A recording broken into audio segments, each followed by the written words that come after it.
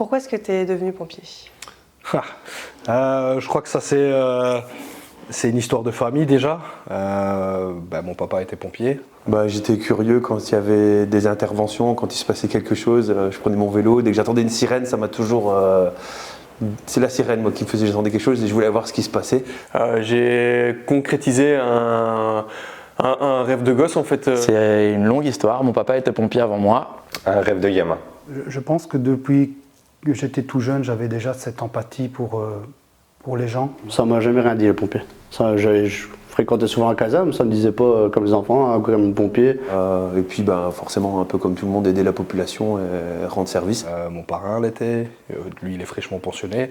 Mon papa lui par contre il est décédé d'un cancer malheureusement. Il dit c'est dans ta famille, ton père était pompier, ton grand-père était pompier. Je dis ouais mais ça n'intéresse pas plus que ça. Il me dit essaye, tu verras bien. J'ai baigné très très tôt dans les services incendie, c'est toujours quelque chose qui m'a passionné et je pense que naturellement j'ai été amené à aider les autres et j'aime ça. En fait, je veux me rendre utile. Je pense que clairement il n'y avait pas d'autre voie possible pour moi dans ce sens-là je crois. C'est vraiment le premier cours, j'ai vraiment accroché tout de suite et c'est devenu vraiment une passion depuis ce temps-là.